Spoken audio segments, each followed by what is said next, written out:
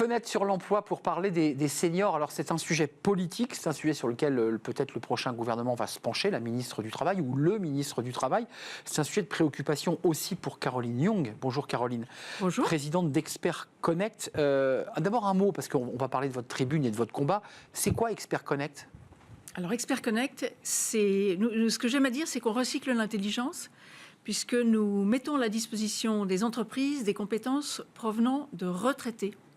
Nous avons travaillé des retraités, des experts retraités, dans des métiers à cycle long, c'est-à-dire où souvent le produit final vit plus longtemps que la carrière des personnes dans l'entreprise. Donc c'est les bâtisseurs de cathédrales, quoi. Alors, ce sont les bâtisseurs de cathédrales, ce sont des gens qui ont fait des centrales nucléaires, des centrales classiques, de l'aéronautique, de la défense.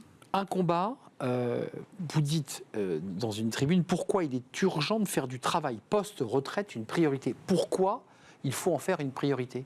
Alors, je suis démographe de formation. La démographie, c'est l'éléphant dans la pièce que personne ne regarde. Néanmoins, il est là. Et en fait, les cohortes qui rentrent maintenant sur le marché du travail sont moins nombreuses que les gens qui sortent. On va manquer cruellement de main-d'œuvre dans les prochaines années. Alors, nonobstant l'impact de l'IA qu'on a de la peine à mesurer aujourd'hui. Enfin, à voir. Mais dans une trajectoire normale, en fait, il va y avoir beaucoup moins de gens disponibles pour travailler dans les entreprises. Et on va avoir absolument besoin des retraités juste pour continuer à fonctionner. Qu'on soit bien d'accord, il y a un grand débat sur l'âge de la retraite qui a eu lieu il y a quelques mois et qui va se poursuivre, j'en suis sûr, mais c'est bien des retraités qui ont fait valoir leur droit à la retraite, qui touchent leur pension. Et je crois qu'il y a un délai de carence qui fait qu'on peut attaquer le lendemain où on reçoit sa première pension, on attaque. Absolument, il n'y a plus de notion de cumul emploi-retraite, c'est tout à fait libéralisé. Il y a, dans la nouvelle réforme des retraites, mais c'est très technique, une chose où on ne peut pas continuer à augmenter sa retraite si on reprend près de l'ancien employeur les 6 premiers mois, etc. En fait, l'impact est vraiment très très modeste, surtout pour les cadres, il est pratiquement nul. Et cumulatif donc. Et cumulatif, donc c'est-à-dire que nous faisons travailler des gens qui perçoivent une retraite à taux plein et qui ont une nouvelle activité à côté, quel que soit le statut juridique qu'ils choisissent pour exercer cette nouvelle activité. Entrepreneurs, ils peuvent créer leur entreprise, ils peuvent être salariés de droit privé. En revanche, la retraite, ils ne cotisent pas à la retraite pour le nouvel emploi qu'ils effectuent après avoir... Ah si. Ah mais oui, bien sûr. Donc ça, c'est formidable pour l'État. C'est pour ça que l'activité de cumul emploi-retraite ou d'activité post-retraite est formidable pour l'État aussi. Ça, il faut le crier sur les toits, ça. Il y voit son avantage, puisque toutes ces personnes qui poursuivent une activité professionnelle continuent à cotiser pour des droits à la retraite qu'ils ne percevront pas.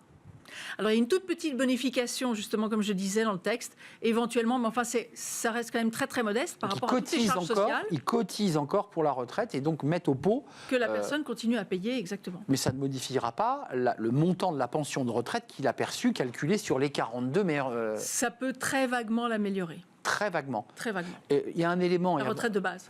Ce qui est vraiment intéressant de vous entendre, parce que vous êtes une experte à la fois technique, mais sociologiquement, c'est aussi très intéressant de faire vivre des talents qui ne demandent que ça, en fait. Non, mais aujourd'hui, le retraité, il est jeune. Nous, en moyenne, les gens arrivent chez nous à 63 ans, on va dire. Ils poursuivent une activité professionnelle pendant 3 ans. Alors, ça va changer, parce que la nouvelle réforme, là, ils vont basculer vers 64, plutôt. Mais j'ai envie de dire que c'est que le début. Notre génération... vous, moi et tous ceux qui nous suivent, on pourra travailler jusqu'à 80 ans sans aucun problème. Tellement la chute de la population ensuite est vertigineuse en termes de gens qui sont compétents sur le marché du travail. Donc, et puis, il ne faut pas être naïf.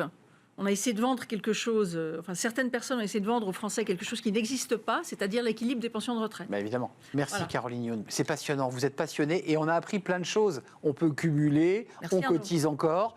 Allez voir Expert Connect et peut-être que vous avez des talents à faire valoir auprès de Caroline Young et ses équipes. Merci Caroline, c'est un vrai plaisir de vous accueillir. Nous sommes très en retard. Merci, belle fête de fin d'année. Belle fête de fin d'année à vous tous, toutes et tous.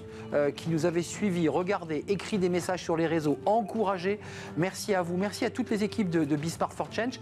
Merci à l'équipe qui m'a accompagné aujourd'hui, Romain à la réalisation, Thibaut au son. Juliette était là et évidemment l'incontournable et inimitable Nicolas Juchat.